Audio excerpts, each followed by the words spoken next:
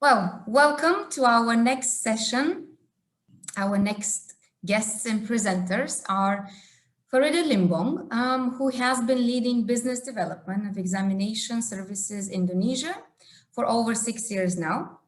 She has been initiating events and workshops which focus on English language assessment and IELTS for higher education in Indonesia over the past 4 years. She will share with us the collaboration of the British Council Indonesia and TEFLN in some teachers' professional development programs and initiatives. After her, we're going to listen to Joko Nurkamto, who is a professor of TESO in the Department of English Language Education, the Faculty of Teacher Training and Education at Sibelas Maret University in Indonesia.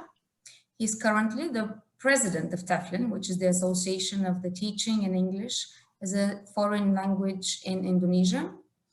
His professional and research interests include language curriculum development and teacher professional development. His talk will focus on the need for standardization in English tests in Indonesia. Farida, over to you. Okay, thank you, Rados, for the introduction. Hello, everyone.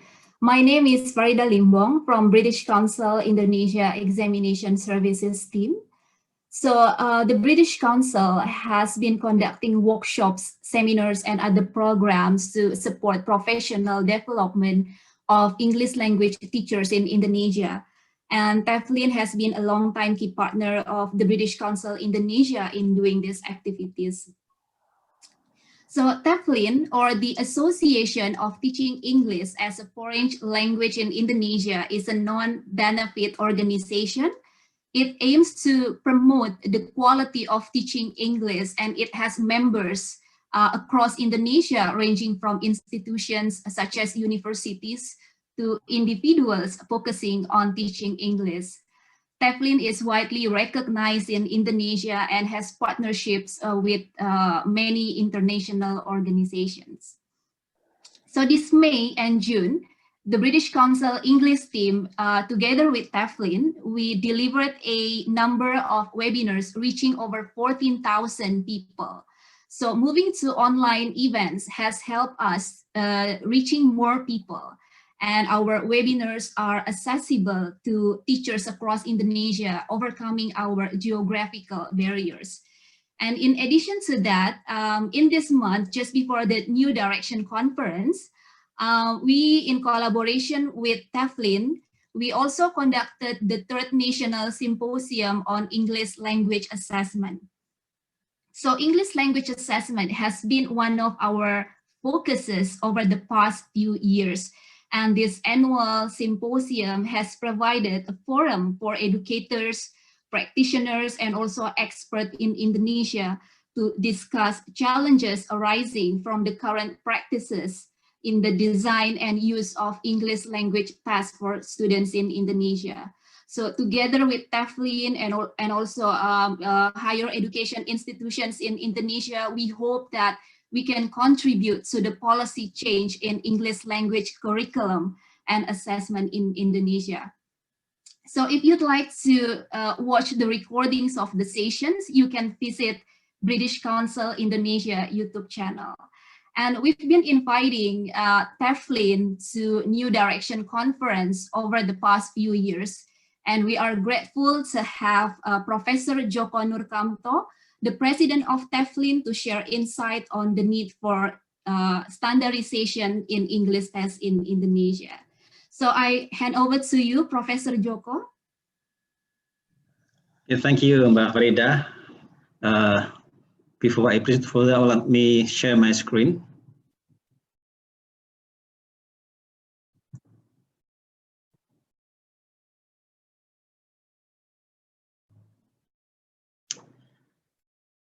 Okay, good afternoon, everybody. During these sessions, first of all, I would like to convey my appreciation to the committee for this invitation. In this occasion, I would like to present my topic entitled "The Needs for Standardization in English Tests in Indonesia." My name is Joko Nurkamto, and currently I am the president of TEFLIN, the Association for the Teaching of English as a Foreign Language in Indonesia.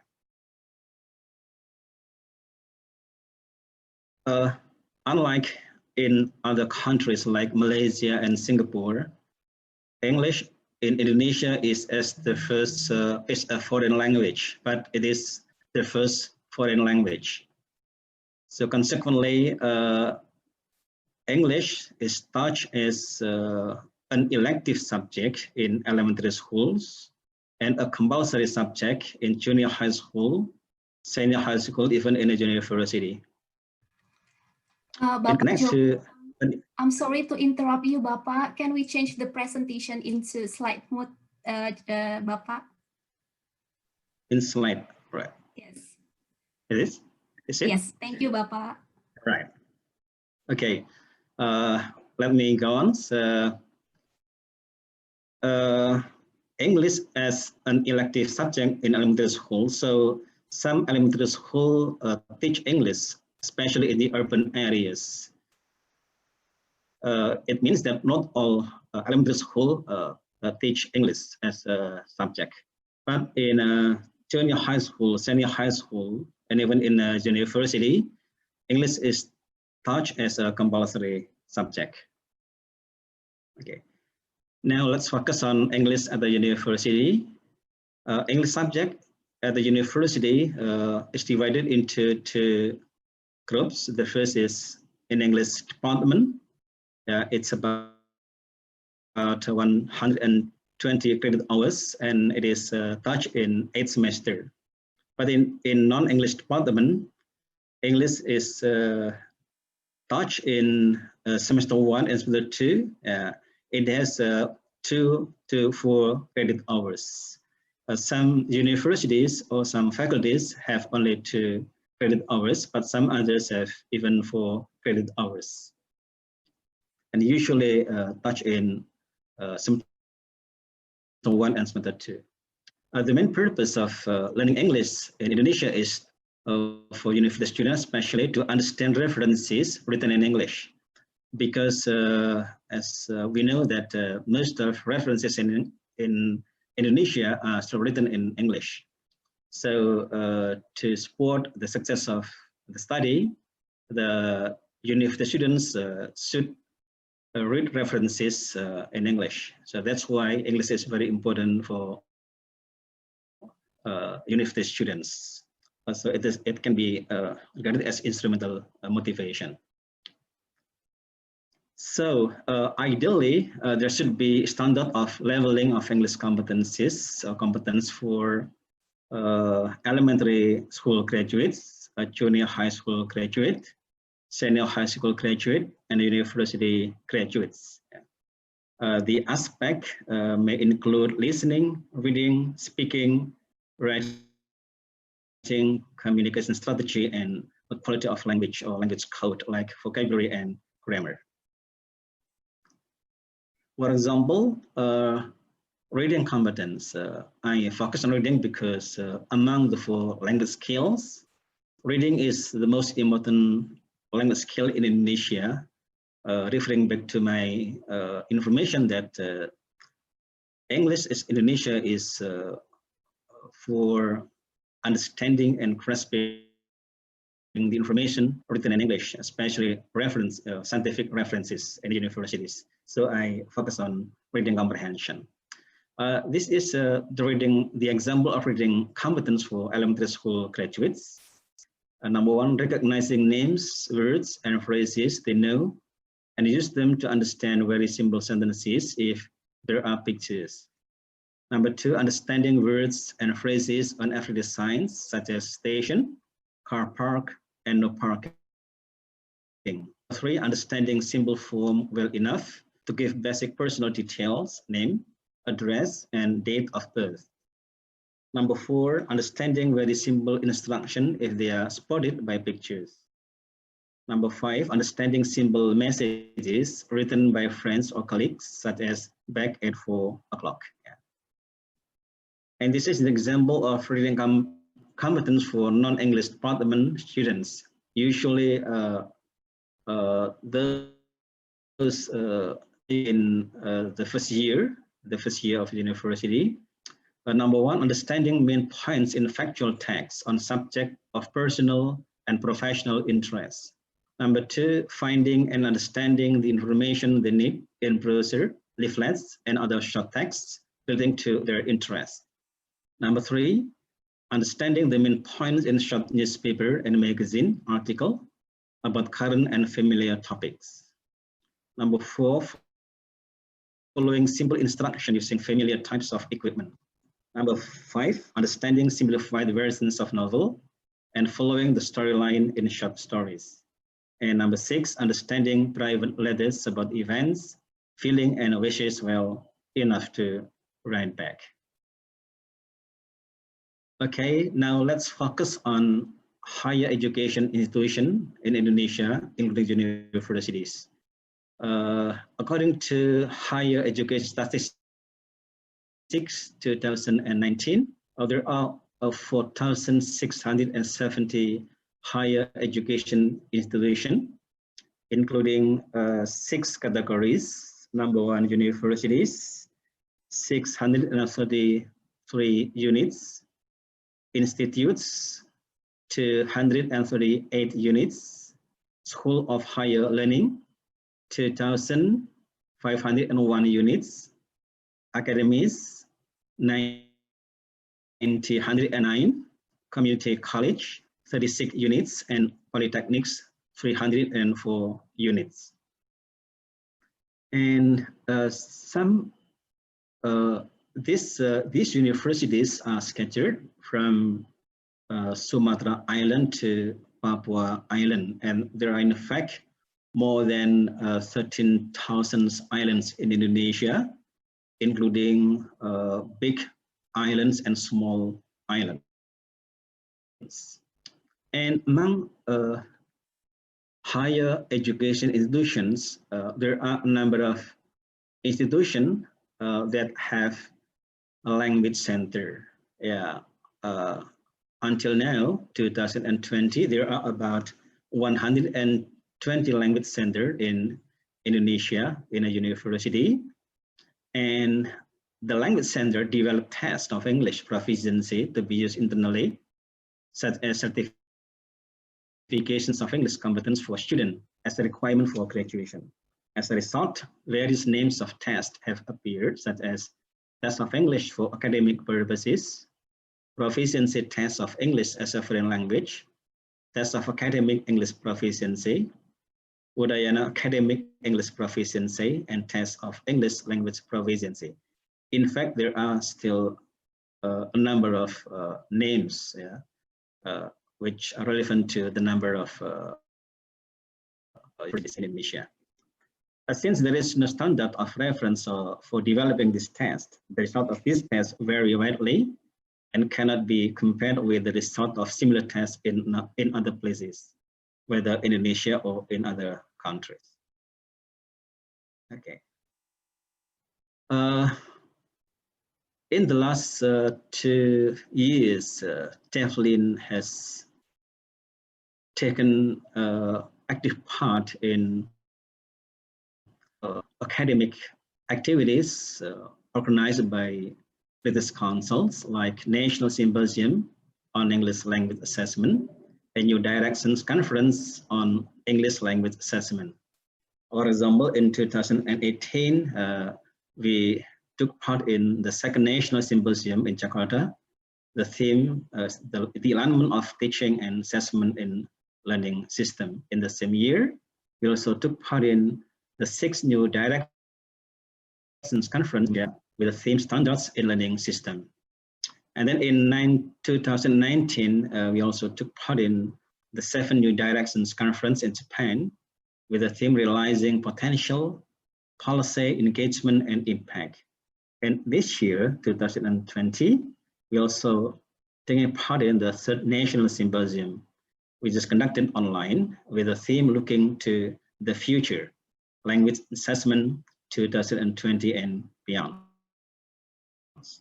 From those 2 kinds of activities, the National Symposium and New Directions Conference, we come to the conclusions that Indonesia, we need for the standardizations and English language test, because some other countries like Malaysia, Singapore, Vietnam, and so on have have standards. And what I observe from the activities is that Common European Framework Reference, CEFR, is the standard which other countries adopted. So I think it's better for Indonesia to adopt or adapt the same standard, that is CEFR. Okay, this is the diagram showing us the CEFR. Basically, CEFR is the standard of framework that is used to indicate level of language proficiency, and it has been used in a number of countries in the world, including in Asia. Yeah, it has 6 main categories: A1, A2, B1, B2, C1, and C2. A1 and A2 belong to basic user, and then B1 and B2 belongs to independent user, and C1 and C2 belong to proficient user. And this is the example of one skill reading comprehension for overall competencies from even pre-A1 until C2. For example, from pre-A1, students can recognize familiar words accompanied by pictures such as a fast food restaurant menu, illustrated with photos, or a picture book using familiar vocabulary. A1 can understand very short, simple text, a single phrase at a time, picking up familiar names, words, and basic phrases, and reading as required. A2 can understand short, simple text on familiar methods of concrete types, which consist of high-frequency, everyday, or job-related language. Can understand short, simple text containing the highest frequency vocabulary, including a proportion of shared international vocabulary items. One can read straightforward factual text on subjects related to his or her field and interest with a satisfactory level of comprehension. B2 can read with a large degree of independence, adapting style and speed of reading to different texts and purposes, and using appropriate reference sources selectively. He has a broad active reading vocabulary, but may experience some difficulty with low frequency idioms. T1 can understand in detail lengthy, complex texts, whether or not they relate to his or her own area of specialty, provided he or she can read a difficult section. Can understand a wide variety of texts, including literary writing, newspaper or magazine article, and specialized academic or professional publication, provided that there are opportunities for rereading and he or she has reference to. And the last is C2, can understand virtually all forms of the written language, including abstract, structurally complex or highly colloquial literary and non-literary writing, can understand a wide range of long and complex texts, appreciating subtle distinction of style and implicit as well as explicit meaning. This is just the example. And the leveling of the gradations of CFR is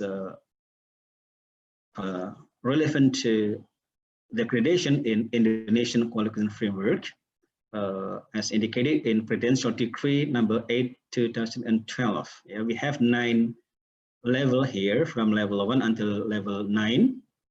From academic streams, we have middle school, undergraduate education, and then master education until doctorate education.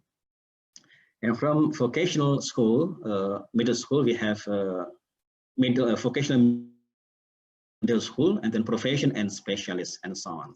And this is the example, just referring to the specific scales. Yeah, there are keywords for formulations of specific scale. For example, level number 3, carry out a series of specific tasks on solving a simple task.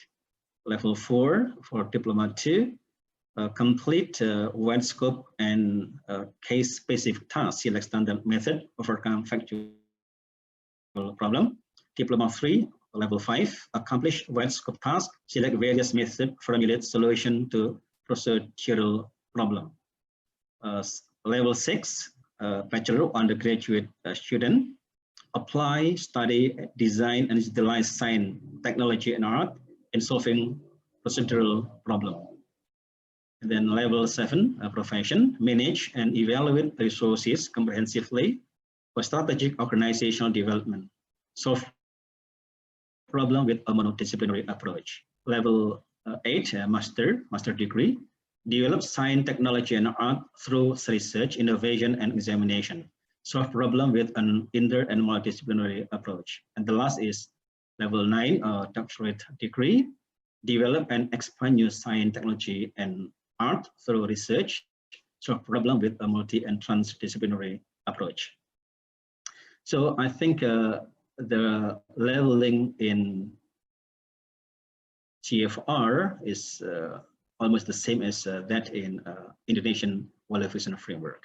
Okay, so based on the ideas, so TEFLIN as the Professional Associations of English in Indonesia proposes the adoption of CEFR to the Center of Curriculum and Book Development. And last week on Tuesday, we had a small discussion talking about the adoption or the adaptations of CEFR in Indonesian curriculum.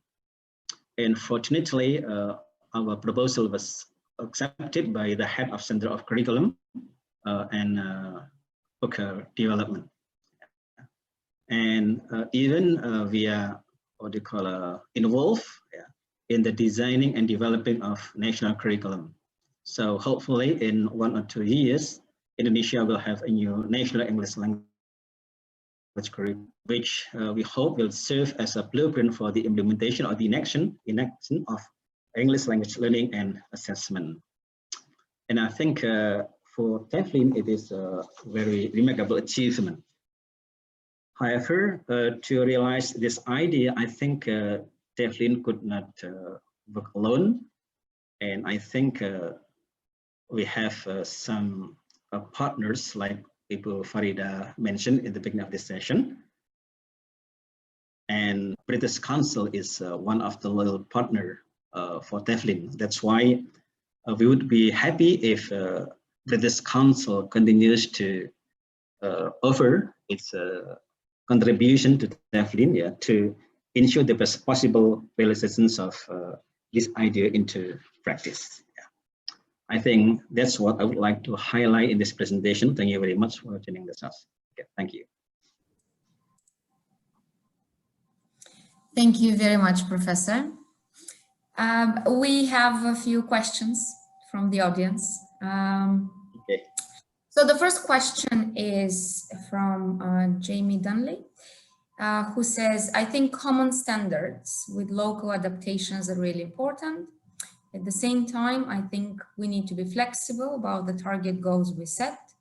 A good example is Japan, which for high school graduates set 2 levels, CFR A2 or B1, depending on the goals and context of the student and school. And here's the question. What kind of targets do you think will be useful for the context of Indonesia?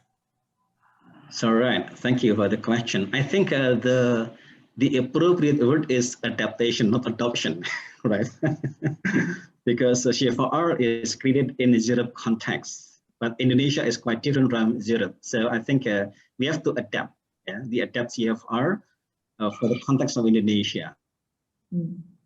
Okay, so, and I agree to civilize. Okay.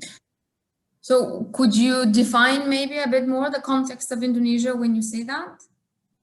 Okay, for example, in terms of the competence, I think we have to, set a little bit lower than that in Europe, for example, because once again, English in Indonesia is as a foreign language, which is quite different from that in Malaysia, for example. Yeah, true. So I think it is it's too hard for Indonesian students to follow or to what they call to understand English as set up in a CFR. It's quite different from Singapore and Malaysia, for example. So we have to set this a little bit lower than the standard of Europe. Okay. You mentioned, which I found very interesting at the beginning of your presentation, that reading in Indonesia is the most important skill. Why is that? Yes. Okay, because geographically, Indonesia is apart from other countries. It's different from Europe, which is connected to each other. So it's easier for the people to move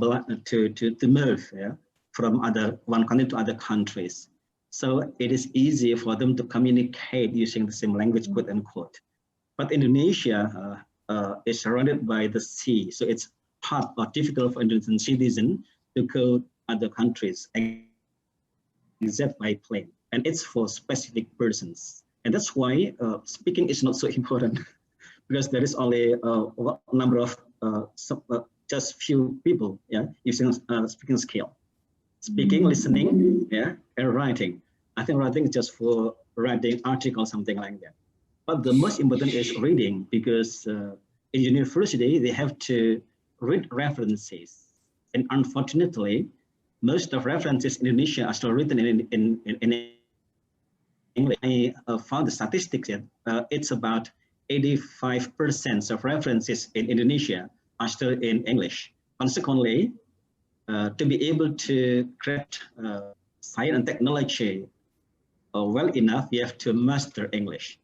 And that's why reading is the most important skills in Indonesia. Thank you for clarifying this. We just got another question. Are teachers and language educators prepared to adapt to a new realignment for English language lessons based on CFR? What are the realities of the needs and challenges on the ground? Okay, let me tell you that CFR is new for me, for us, new for us. So far, there has no standard yet, but now we are in the process of adapting CFR. Okay, so far we have our own standard to teach our students. So that's why I can say that each university has its own standard. Even each university, especially teacher education, has its own standard. There is association, for example, professional association like TEFLIN and associations for the Department of English Department, but they never have an agreement in setting up a standard. Would you say that this is maybe the biggest challenge that you're facing? Yes. Okay, that's why we try to propose. Okay, right. Okay. Sorry, I just want to read the questions that are coming in. There's one more. Has there been any benchmarking or baselining exercise done on Indonesian higher education students, English language levels, or teachers? Not yet. Even a big organization like TEFLIN doesn't have a benchmarking to other institutions, other institutions. We hope that someday we have a kind of benchmarking in order to make the proper standard for English education in Indonesia. Wonderful. Well, thank you so much for this wonderful presentation today. For everyone else in the meeting, please stay tuned for our next presenters from Hong Kong. We'll be back online in 10 minutes. Thank you, Professor. Thank you, Radas.